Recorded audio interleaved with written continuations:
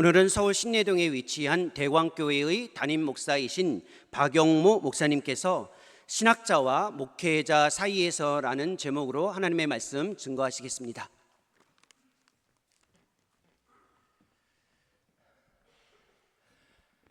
여러분 반갑습니다. 방금 소개받은 박영모 목사입니다. 저는 2005년도에 신대원을 입학했고요. 2008년도에 졸업한 101회 졸업생입니다. 방금 목사님 교수님께서 소개해 주신 대로 현재는 서울 신내동에 있는 대광교회 담임 목사 4년차입니다. 4년차. 제가 오늘 여러분과 나누고 싶은 얘기는요, 신학을 한다는 것과 목회를 한다는 것이 무엇을 의미하는지, 그리고 신학함과 목회를 한다는 것이 어떤 차이가 있는지를 좀 목회자의 입장에서 좀 이야기를 나누려고 합니다. 제가 이 주제를 택한 이유는 경건 훈련원 처장님께서 저에게 설교를 부탁하실 때 이런 말씀을 저에게 하셨어요. 목사님께서 유학해서 공부도 하셨고 또 목회도 하셨으니까 공부와 목회 사이에서 고민하는 전도사님들에게 좋은 안내를 주실 것 같습니다. 이런 말씀을 해주셨어요. 저는 미국 플러신학교에서 선교 목회학 박사 학위를 취득했고요. 칼빈에서 기독교 윤리를 공부하다가 다 마치지 못하고 한국에 나와서 지역교회에서 목회를 하는 그런 과정을 겪었습니다. 이 과정에서 신학자가 된다고 하는 것과 목회자가 되는 것 사이에서 많은 고민을 했고요. 아마 이 고민의 내용을 이 전도사님들과 나누라고 하신 게 아닌가 이렇게 생각했습니다. 아마 여기 계신 분들 가운데서도 앞으로 뭘 할지, 특별히 신학을 더 깊이 해야 될지, 목회 현장에 나가야 할지 고민하는 분들이 많이 계실 텐데 오늘 말씀이 좀 도움이 됐으면 좋겠습니다.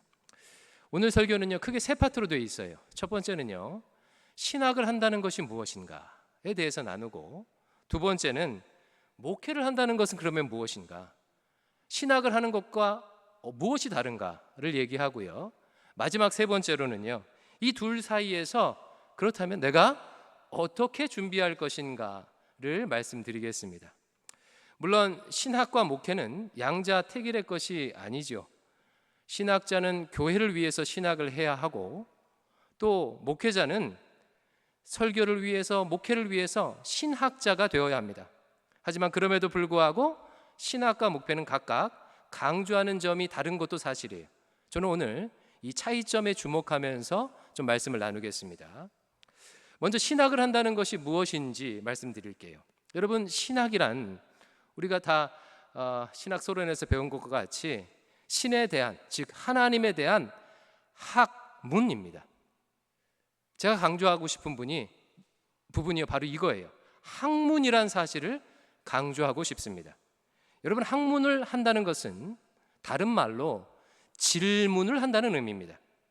여러분, 우리가 왜 공부를 하죠? 어떤 문제에 대해서, 어떤 영역에 대해서 알고 싶은 것이, 궁금한 것이 있기 때문에 공부를 하고 책을 읽는 거예요. 신학을 한다는 것은요, 질문을 한다는 뜻입니다. 학문이란 질문하는 거예요. 여러분, 이 단순한 문장을 가슴에 꼭 좀 새겼으면 좋겠습니다. 학문을 한다는 것은 뭐라고요? 질문하는 것이다. 그래서 현대의 고등교육 체계는요, 이렇게 되어 있습니다. 대학 4년은 특정 전공 영역에 대해서 질문을 하기 위해서 스키마, 배경 지식을 쌓는 과정이에요. 정치학이면 정치학, 상담학이면 상담학 등 그 영역에 대한 배경 지식을 공부하는 기간이 바로 대학 4년입니다. 대학원 석사 2년은요, 내가 앞으로 할 질문에 어떻게 대답할 것인가, 방법론, 메소돌로지라고 하죠. 방법론을 공부하는 기간이 석사 2년 혹은 1년의 기간이에요. 그렇다면 박사는 뭔가? 자신이 궁금해하는 한 가지 질문에 대해서 내가 공부했던, 내가 택한 그 방법론을 가지고 대답하는 과정이 박사 과정이에요. 즉 학문이라는 것은 질문을 하고 그 질문에 대답하는 과정이 학문입니다. 근데 여기서 중요한 것은요, 대답이 아니에요. 질문입니다. 많은 사람들이 대답이 더 중요할 것이라고 생각하는데 사실은 질문이 더 중요해요. 모든 훌륭한 학문적 업적은 어디서 나왔냐면요, 좋은 질문에서 나왔어요. 예를 들어서 뉴턴은 어떤 질문을 했지요? 사과나무에서 나무가 떨어지는 걸 보고 아니 왜 나무에서 사과가 떨어지지? 라고 질문을 했습니다. 다들 사과가 떨어지는 것을 당연시 여기고 질문하지 않았는데 뉴턴이 훌륭한 질문을 했기 때문에 만류인력의 법칙을, 물리학의 기초를 놓은 거예요. 그래서 여러분, 언제나 좋은 질문이 좋은 대답을 만들어요. 요즘 결혼이 급격하게 줄어들고 있다고 하지 않습니까? 왜 그럴까요? 여러 이유가 있겠지만요, 저는요, 애시당초 요즘 시대 사람들의 질문 자체가 달라졌기 때문이라고 생각을 해요. 과거에는요, 결혼에 대해 사람들이 보통 이렇게 질문했습니다. 야, 내가 결혼 정년기가 되었는데 어떻게 결혼하지? 어떻게 좋은 사람을 만나지? 어떻게 하나님의 사람인 줄 알아보지? 이런 질문을 했어요. 하지만 요즘은요, 이렇게 질문합니다. 결혼하면 상대방에도 맞춰줘야 하고 상대 부모도 신경 써야 하고 애 키우기도 어려운데 꼭 결혼해야 하나? 라고 질문을 해요. 여러분, 질문이 이러다 보니까요, 답은 정해져 있는 거 아니겠습니까? 이렇게 힘들 바에야 혼자 사는 게 낫겠다라는 답이 나오는 거예요. 어떻게 질문하느냐에 따라서 대답이 완전히 달라집니다. 좋은 질문이 좋은 대답을 만드는 것입니다. 그래서 학문의 은사가 있다. 저 사람은 공부에 학자의 은사가 있다는 것은요, 답을 잘 찾는다는 의미가 아니라 뭘 잘한다는 의미겠어요? 질문을 잘한다는 의미예요. 그러므로 유학을 가려는 사람에게는 반드시 무엇이 있어야 하겠습니까? 신학적인 질문이 그 가슴에 있어야 돼요. 만약에 어떤 분이 신학적 질문도 없는데 유학 가려고 한다면 이것은 무슨 뜻이겠습니까? 학문하려는 것이 아니라 교수가 되려고 유학 가는 뜻일 가능성이 높습니다. 여러분, 교수가 되려고 유학을 가면요, 자기도 고생하고 가족도 고생하고 한국 교회도 힘들게 합니다. 무엇이 되려고 하는데 목표가 있는 사람은요, 자기 자신과 주변을 힘들게 할 수밖에 없어요. 그런 사람들은요, 그것이 되기 위해서 주변을 힘들게 합니다. 예를 들어서 우리가 많이 경험해 봤잖아요. 대통령이 되려고 하는 사람은 대통령이 되는 것이 목적이기에 대통령이 되기 위해서 수단과 방법을 가리지 않습니다. 신자는요, 되려고 하는 방식이 아니라 되어지는 방식으로 사는 자가 신자예요. 성경의 인물들은 다 그런 경우입니다. 예를 들어 다윗 왕을 생각해 보십시오. 다윗이 왕이 되려고 했나요? 그렇지 않아요. 일방적으로 하나님께서 다윗을 왕 되게 하셨어요. 사무엘을 통해서 기름 부어 주시고요. 그리고 다윗이 골리앗 물리치고 전쟁을 좀 치르고 어찌어찌 사울에게 쫓겨 다니다 보니까 어느새 왕이 되어졌습니다. 다 마찬가지예요. 아브라함도 믿음의 조상이 되려고 애쓴 사람이 아니에요. 믿음으로 살다 보니까 믿음의 조상이 되어진 거예요. 요셉도 총리가 되려고 했던 사람이 아닙니다. 믿음으로 살다 보니 총리가 되어졌습니다. 교수가 되는 것도 마찬가지예요. 어떤 신학적 질문을 가지고 그 질문에 열심히 대답하다 보니까 어느새 교수가 되어지는 것입니다. 반대로 교수가 되기 위해 신학을 하면요, 좋은 글이, 좋은 학문적 결과가 나올 수가 없어요. 정치도 해야 되고 눈치도 봐야 되고 등등등 나와 가족과 한국교회에 피해를 줍니다. 여러분, 학문을 해야 돼요. 그래서 학문을 한다는 것은 무엇을 한다는 것이다? 질문을 한다는 거예요.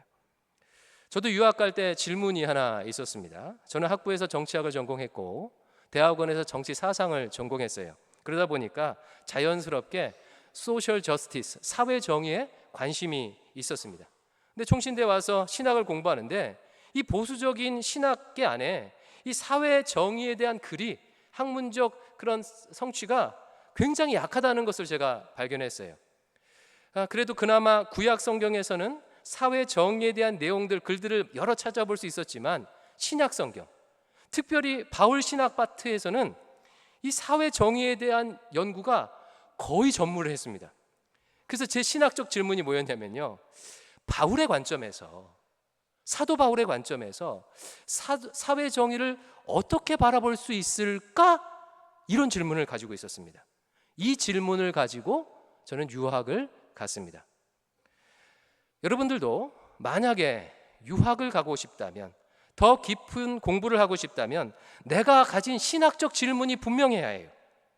그것이 분명하면 분명할수록 그에 맞는 좋은 학교도 만나게 되고 그에 맞는, 그 질문에 맞는 교수님도 만나게 될 것입니다. 하지만요, 한국 사회에서는요, 한국 사회에 자란 우리 사람들은 좋은 질문을 하는 게 매우 어려운 것 같아요. 왜 그러냐면 이 한국은요, 어렸을 때부터 질문을 하도록 합니까? 정답을 맞추도록 합니까? 정답 맞추는 교육을 하는 거예요. 제 둘째가 초등학교 2학년 때 국어 단원평가를 본 시험지를 제가 봤는데요, 시험 문제에 일기를 쓰는 이유는 무엇입니까?가 있었어요. 정답이 2개였습니다. 근데 제 아들이 하나는 맞고 하나는 틀렸어요. 틀린 답이 뭐였냐면요, 숙제여서 틀렸다고요. 제가 이걸 보고요, 깜짝 놀랐습니다. 여러분, 일기를 쓰는 이유가 단 2가지만입니까? 그렇지 않겠지요. 만약 일기를 쓰는 이유를 찾는다면요, 수만 가지 이유를 찾을 거예요. 사람마다 이유가 다 다를 겁니다. 그런데 일기를 쓰는 이유가요, 정답이 단 2개예요, 2개. 이런 교육을 우리는 지금 태어날 때부터 지금까지 받아온 거예요. 질문하도록 가르치지 않고 정답을 외우도록 가르치는 것이 한국 교육입니다. 이런 교육을 20년 이상 받은 사람이 하루아침에 막 좋은 질문을 할 수가 있겠습니까? 어려운 거예요.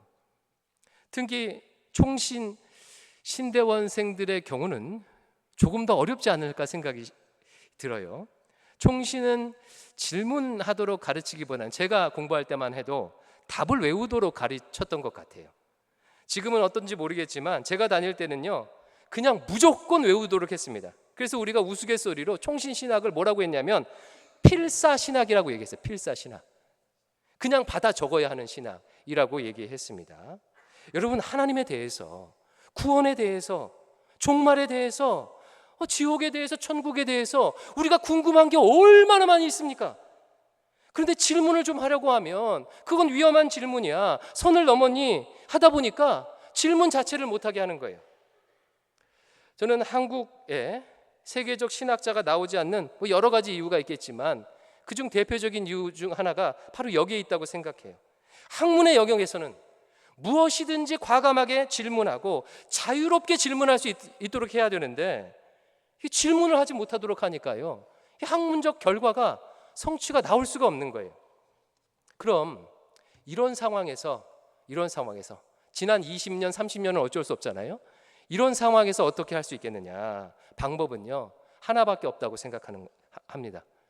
책을 많이 읽어야 돼요. 책을. 학문을 한다는 것은 글을 쓰는 것이기 이전에 글을 읽는 일이에요. 수많은 믿음의 선배들이 질문하고 답을 찾아갔던 그 과정들을 읽고 또 읽고 생각하고 질문하다 보면요, 비로소 질문하는 법을 배우게 될 거예요. 자기만의 질문을 만나게 될 것입니다. 책을 많이 읽는 방법밖에는 없어요. 그룹을 짜서 읽든지 혼자 책을 많이 읽든지 그렇게 해야 합니다. 만약에 어떤 분이 수업 때문에 책 읽는 거 말고 내가 따로 관심이 있어서 연구하는 것이 전혀 없다, 그렇다면요, 이분은 학문에 은사가 없다는 뜻이에요. 그러니까 유학 고민하지 않으셔도 돼요. 그냥 목회하시면 됩니다. 좋은 질문이 나올 수 없기 때문에요, 괜히 큰 돈을 들여서 유학하려고 하지 마십시오. 자, 첫 번째로 한번 정리해 볼게요. 신학을 한다는 것은 무엇을 하는 거죠? 질문을 던지는 거예요. 좋은 질문이 좋은 대답을 만듭니다. 좋은 질문을 던지기 위해서는 여러분, 책을 많이 읽으셔야 돼요. 다음으로 두 번째, 목회에 대해서 나누겠습니다. 여러분, 목회를 한다는 것은 또 무엇일까요? 저는 목회를 제 나름대로 이렇게 정의 내립니다. 저는 목회를 이렇게 생각해요. 진리를 향해서 성도와 함께 걸어가는 여정이 목회다라고 저는 이렇게 정의를 내려요. 제가 신대원 다닐 때만 해도 한국 교회에 무엇이 유행했냐면, 새로운 담임 목사를 초빙하려고 할 때 외국 신학교 박사 학위를 가진 사람을 초빙하려고 하는 것이 유행이었어요. 그런데 이런 유행이요, 얼마 안 지나서 사라져 버렸습니다. 요즘은 어떤 유행이 있습니까?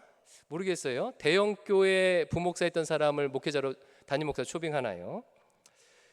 이렇게 변화되게 된 원인 중 하나가 뭐냐면요, 외국 박사 학위를 가진 목사님들을 모셨는데, 그런데 이게 목회를 잘 하실 줄, 왜냐하면 박사니까, 신학 박사니까.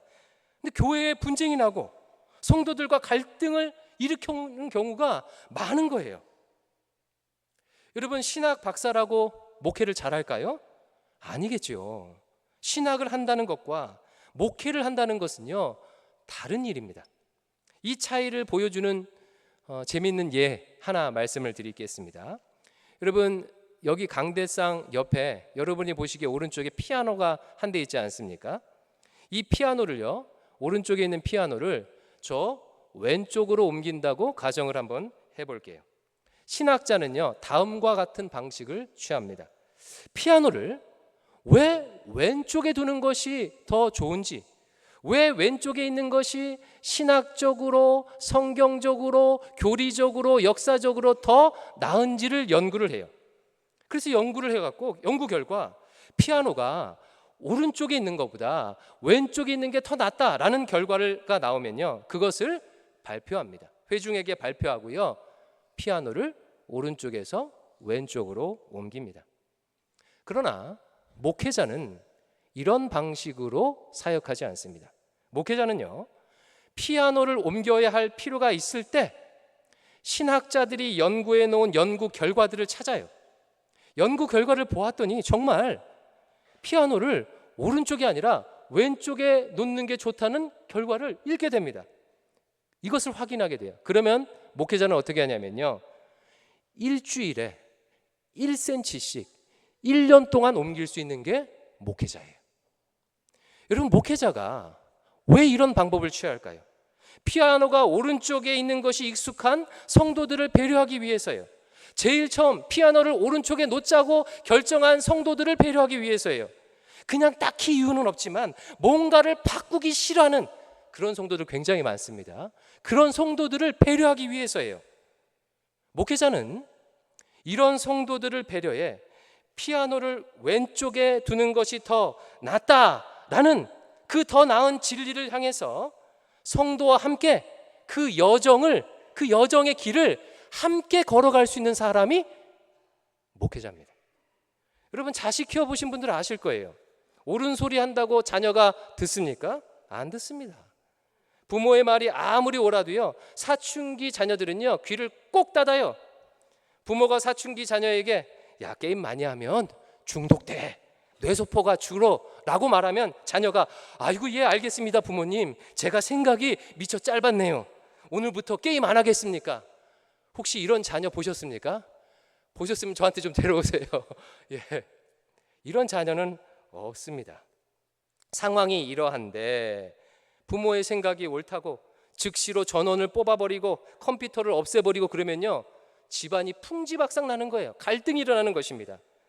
목회에 있어서 중요한 것은 옳은 말을 하는 것이 아니라 이 성도를, 거기까지 갈 힘이 없는 성도를, 거기까지 갈 준비가 안 된 성도를 그 옳은 데까지 갈 수 있도록 데려가느냐가 중요한 거예요.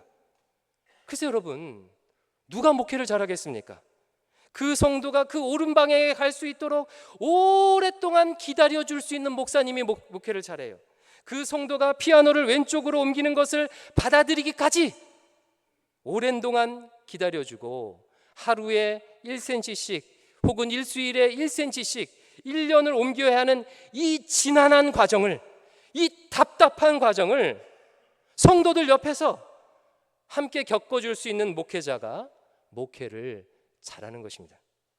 여러분, 제가 목회를 해보니까 사람들은, 성도들은요, 옳은 말을 듣지 않습니다. 성도들은 자기가 좋아하는 사람의 말을 들어요. 근데 여러분, 우리가 어떤 사람을 좋아하죠? 옳은 말만 하는 사람은요, 별로 안 좋아하잖아요. 여러분 다 경험해 보셨잖아요. 나를 기다려주는 사람, 나와 함께 해주는 사람, 나를 존중하고 배려해주는 사람을 좋아해요. 한마디로 내 옆에서 나의 인생에 동행해 주는 사람을 우리가 좋아해요. 목회는요, 진리를 향해서 함께 걸어가는 여정이에요. 강조점은요, 함께 가는에 있는 겁니다. 신학과 목회의 차이를 보여주는 또 다른 예화 하나 말씀드릴게요. 제가 꽤 오래됐습니다. 어떤 신학자분이 강연에서 이런 이야기를 말씀을 하시는 것을 들은 적이 있어요. 여러분, 교회에서 자꾸 큐티나 개인 묵상 강조하는데 그런 거 하면 안 됩니다. 자기 마음대로 성경을 해석하고 문맥과 상관없이 자기의 은혜되는 구절만 따로 띄어서 보는 게 이게 바람직하겠습니까? 개인 큐티하면 성경을 곡해하게 됩니다. 개인 큐티하지 말고 교회의 공적인 해석을 따르도록 해야 합니다 라는 말씀을 제가 들은 적이 있어요. 저는 그 신학자분이 걱정하는 것이 정말 10분 공감이 됩니다. 성경은요, 자기 마음대로 해석해는 안 되죠. 그리고 큐티가 그런 부작용을 만들 수 있다는 것도 인정을 해요. 하지만 그렇다고 해서 교회에서 큐티를, 개인 묵상을 하지 말아야 한다고 주장하는 데 대해서는요, 제가 동의가 안 되더라고요. 제 입장으로서는, 목회자의 입장으로서는요, 야, 저분이 목회를 잘 모르시는구나, 이런 마음이 저한테 들었습니다. 여러분, 성경 말씀에 대한 해석을요, 요리에 비유한다면 이 신학교는 그 요리사를 양성하는 요리사 학교와 같은 곳 아니겠습니까? 이런 곳에서는 어떻게 가르쳐야 하냐면 정확한 레시피대로 요리하도록 훈련하고 가르쳐야 돼요. 하지만 목회 현장은요, 요리 학교가 아니라 가정집과 비슷해요. 여러분, 가정집에서, 여러분 집에서 어떻게 요리를 배우셨어요? 막 레시피 찾아보고 그람 대고 이렇게 하셨어요? 이렇게 막 라면 끓였습니까? 아니요. 직접 라면 끓이다가 불기도 하고 계란 후라이 하다가 태워 먹기도 하고 그렇게 하면서 배운 거예요. 실패하면 부모가 좋은 방법을 알려주고 다시 시도하고 하면서 무수한 시행착오를 거치며 요리를 배우는 거예요. 목회 현장도 이와 같아요. 교회 공동체의 일원인 성도는 개인 묵상을 하다가 때로는 틀린 묵상을 하기도 해요. 엉뚱한 묵상을 하기도 합니다. 엉뚱하게 해석하기도 해요. 그러면 서로 묵상을 나누다가 이거 잘못됐네? 교정을 하고요. 목사님은 좀 더 나은 성경을 해석을 하도록 지도하고 알려줍니다. 이 지난한 반복된 시행착오의 과정을 거치면서 성도는 비로소 점점 더 성경을 잘 볼 수 있는 사람으로 성장해 나가는 거예요. 이게 목회입니다. 이게 목회예요. 신학자적 접근과 목회자적 접근은 이처럼 달라요. 신학을 한다는 것은 좋은 질문을 하는 것이고 그 질문에 합당한 더 좋은 진리를 찾는 것이라면, 목회에 있어서 중요한 것은요, 진리를 향한 그 여정을, 그 지난한 여정을 함께 걸어가는 거예요. 함께 겪는 거예요. 제가 졸업한 미국 풀러 신학교는요, 선교학으로 유명한 학교인데 이 학교의 한 건물에 가면 이런 문구가 액자로 돼서 걸려져 있습니다. 물론 영어로 걸려져 있어요. 빠른 변화는 항상 틀리다. 느린 변화는 항상 옳다. 서구 선교사들이 제3세기의 선교를 하면서 깨달은 진리인 거죠. 선교라는 의로운 뜻을 품고 상위 문화를 가지고 조급하게 선교 현장을 바꾸려 하다가 큰 갈등들을 빚으면서 깨달은 것입니다. 여러분, 빠른 변화를 다른 말로 뭐라고 번역할 수가 있을까요? 상대를 나에게 빨리 맞추는 것, 상대를 내가 주장하는 것을 빨리 수용하게 하는 것이라고 바꿀 수 있겠죠. 반면 느린 변화란 말은 어떻게 바꿀 수 있겠습니까? 배려, 기다림, 용납, 낮아짐일 거예요. 목회는요, 진리를 일방적으로 선포하는 것이 아닙니다. 진리를 향해서 성도와 함께 걸어가는 과정이 목회임을 기억하십시오. 그래서 여러분, 성도들을 내가 하는 3, 40분의 설교로 바꾸려고 하지 마세요. 그것은 불가능한 일입니다. 내가 설교하는 설교 대상자가 30살이라면요, 그는 무려 30년 동안 26만 시간을 살아온 사람이에요. 이것을 분으로 따지면 1560만 분을 살아온 사람입니다.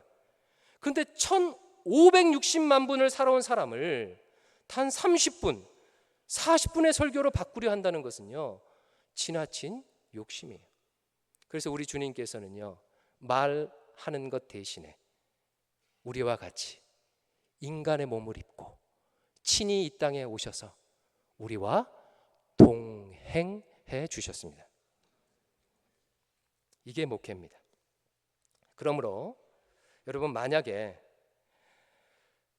이런 기다림, 이렇게 함께 동행하겠다는 마음이 없다면요, 목회를 접으셔야 돼요. 말로 변화될 수 있을 거라고 생각하는 사람은요, 목회를 접으셔야 합니다. 다른 일을 하세요. 학원 강사하시는 게 훨씬 더 낫습니다. 그렇게 한다면 나도 괴롭고 상대도 괴롭습니다. 그럼 이제 마지막으로 세 번째로, 그렇다면 내가 신학자로서, 목회자로서 어떻게 준비하면 좋을지에 대해서 말씀드리고 마칠게요. 한마디로 오늘 본문 디모데후서 2장 20절, 21절 말씀대로 하시면 돼요. 다시 한번 읽어볼까요? 디모데후서 2장 20절, 21절 시작. 큰 집에는 금그릇과 은그릇을 뿐 아니라 나무그릇과 질그릇도 있어 귀하게 쓰는 것도 있고 천하게 쓰는 것도 있나니, 그러므로 누구든지 이런 것에서 자기를 깨끗하게 하면 귀히 쓰는 그릇이 되어 거룩하고 주인의 쓰심에 합당하며 모든 선한 일에 준비함이 되리라. 아멘. 여러분, 주인의 쓰심에 합당하려면 어떻게 준비되어야 한다고요? 이런 것들에서 자기를 깨끗하게 준비하면 된대요. 다른 말로 자신의 그릇을 깨끗이 비워 놓으라는 뜻입니다. 여러분께서는 아마 지금 자신의 미래에 대해서 여러 고민을 하고 계실 거예요. 유학을 가야 하나? 일선 현장에서 목회를 해야 하나? 목회를 한다면 특수 목회를 해야 하나? 뭐 카페 목회 같은 거, 아니면 일반 목회를 해야 하나? 아니면 기반 목회를 해야 하나? 고민이 많을 것이에요. 당연한 고민이고 마땅히 해야 하는 고민입니다. 근데 제가 살아보니까요, 내 미래는요, 정말 알 수 없다는 것, 알 수 없다고 고백할 수밖에 없어요. 내가 정하는 게 아니라 우리 예수님께서, 주님께서 정해주신다는 것을요, 인정하지 않을 수가 없습니다. 내가 어느 곳에서 어떻게 쓰임 받을지는 내가 결정하는 것이 아니라 주님께서 결정하십니다. 저는요, 고등학교 때까지의 꿈이요, 영화 감독이었습니다. 근데 부모님이 반대하셨어요. 합의를 본 게 대학은 법과대나 정외과를 가래요. 제 이름이 영모거든요. 길령자에 법모자, 법을 널리 펼쳐라. 저희 아버지가요, 구치소를 36번이나 다녀보신 분입니다. 조폭 출신이에요. 법에 한이 많으신 분이에요. 그래서 이름을 영모, 법을 널리 펼쳐라. 그래서 법과대, 정외과 가는 거 합의를 봤어요. 대신 대학을 딱 들어가면 네 마음대로 영화를 하든지 뭐든 하든지 마음대로 해라. 제가 대학 들어가자마자 1년 동안 신신의 영화사라는 곳에서 시나리오 작가팀에 들어가서 영화를 공부하고 영화 현장에 있었습니다. 근데 제가 깨달았어요. 아, 나는 영화가 안 맞구나. 영화를 하려면 미술과 음악을 잘해야 되는데 저는 미술과 음악의 젬병이거든요. 그래서 꿈이 바뀌었습니다. 대학 때 꿈이, 정외과를 가서 대학 때 꿈이 대통령으로 바뀌었습니다. 그러다가 대학 4학년 때 특별한 계기로 소위 2차 회심을 했어요. 그리고 선교사가 되겠다고 작정을 했어요. 선교사가 되려고 총신신대원에 왔다가 기독교 사회윤리를 공부해야 되겠다고 다시 비전이 바뀌었습니다. 그래서 유학을 간 거예요. 저는 유학을 갈 때만 하더라도 계속해서 공부하고 제가 교수가 될 수 있을 줄 알았어요. 조금 재수없는 이야기지만 제가 공부를 잘했거든요. 신대원 수석으로 졸업했고 잘했죠. 풀러에서도 칼빈에서도 성적이 A 밑으로 내려가 본 적이 없습니다. 죄송합니다. 칼빈에서 기독교 윤리를 1년을 공부했는데 이때 정규 과목 외에 사실 외국어로 공부하는 거 쉽지 않잖아요. 정규 과목 외에 제가 헬라어 과목을요 2개를 더 들었어요. 그러니까 그 신약학 교수님께서 저를요 특별하게 보시고요 저에게 특별 프로젝트까지 제안했습니다. 그때가 저의 신학 인생의 커리어였습니다. 정점이었어요. 이미 선교 목회학 박사 학위도 얻었지, 성적은 최상위권이고 외국인 교수도 인정해 주지, 이대로 가면 철학 박사 학위도 어렵지 않게 받겠지, 보수 시작 안에서 사회 윤리 분야에 대한 특별한 위치를 가진 교수가 될 수 있겠지라고 생각을 했습니다. 그러다가 칼빈 신학교에서 1학년을 마쳤을 때쯤에 청천벽력 같은 소식을 들었어요. 아버지가 위암 말기로 쓰러지셨습니다. 저는 급히 학교의 양해를 구하고 한국에 나왔어요. 아버지를 모시고 이 병원 저 병원 큰 병원으로 다녔는데 이미 암이 여러 군데로 전이가 되셨대요. 길어야 1년 정도 살 수 있다고 합니다. 치료를 했을 때 만약 치료를 한다면, 항암 치료를 한다면 살 수 있는 확률이 5% 정도 된다고 하셨어요. 그래서 그 이야기를 듣고 포기하지 말고 아버지 좀 힘들겠지만 치료하십시오. 저도 빨리 공부하고 방학 때 나오겠습니다 하고요 미국에 들어갔습니다. 아버지는 지푸라기로라도 잡는 심정으로 열심히 항암 치료를 받으셨는데 5%의 기적이 일어났어요. 약이 잘 들어서 아버지가 위암 절제 수술을 할 수 있는 단계까지 이르렀습니다. 저는 여름방학을 맞아서 제 처와 두 아들과 함께 한국에 나와서 아버지의 위암 수술을요 옆에서 응원했어요. 수술은 성공적으로 끝났어요. 의사가 기적이라고 말했습니다. 저는 하나님께서 우리 가족에게 큰 은혜를 베풀어 주시고 저도 계속 공부할 수 있도록 인도해 주신 것이라고 확신했습니다. 가족과 함께 다시 짐을 바리바리 싸들고 칼빈으로 돌아갔어요. 그런데요, 칼빈으로 돌아간 정확히 일주일 뒤에 한국에서 전화 연락을 받았습니다. 아버지가 이번에는 뇌출혈, 다발성 뇌출혈로 쓰러지셨다는 소식을 들었습니다. 미국에 온 지 일주일 만에 다시 온 가족과 함께 엄청난 비행기 값을 치르고 한국으로 다시 나왔어요. 오는 내내 제 마음에는 질문이 사라지지 않았습니다. 하나님, 왜요? 왜요? 우리 아버지 기적처럼 하나님께서 고쳐주셨잖아요. 왜 고쳐주시자마자 데려가시는 거예요? 데려가시려면 고쳐주시지나 말든지, 아니면 제가 한국에 나와 있을 때 이런 일이 일어나든지, 그 비싼 비행기 값을 2번이나 치르면서 내 식구 비행기 값, 왜 미국에 다시 돌아오자마자 일주일 만에 이런 일 당하게 하십니까? 결국 아버지는 제가 한국에 돌아온 지 일주일 만에 소천하셨습니다. 당시 제 여동생은 미국에서 유학 중이었기 때문에 저는요 집에 장남으로서 홀로 남은 어머니를 돌보면서 아버지가 남겨두었던 사업을 정리해야만 했습니다. 갑자기 공부가 중간에 끊겼습니다. 1년 동안은 아버지의 사업을 정리하면서 박 목사가 아니라 박 사장이라고 불리면서 지냈습니다. 아이들도 미국 학교에 있던 친구들과 작별 인사도 하지 못하고 한국에서 새로운 삶을 시작해야 했습니다. 한번 접은 유학을 다시 시작하기는 어렵지요. 결국 신학자의 길에서 목회자가 되는 것으로 진로가 바뀌어서 여기까지 왔어요. 저는 아직까지 하나님께서 왜 아버지를 하필 그때 그런 방식으로 데려가시는지 아직까지는 이해를 하지 못합니다. 그런데 확실히 깨달은 것은요, 한 가지가 있어요. 내가 무엇을 할지는 내가 결정하는 것이 아니라 주인 되신 주님께서 결정하신다는 사실만큼은 제가 확실히 깨달았습니다. 그동안 저는 저라는 그릇 안에다가 좋은 커리어를 잔뜩 담아 놓으면 주님께서 저를 귀하게 쓰실 줄 알았어요.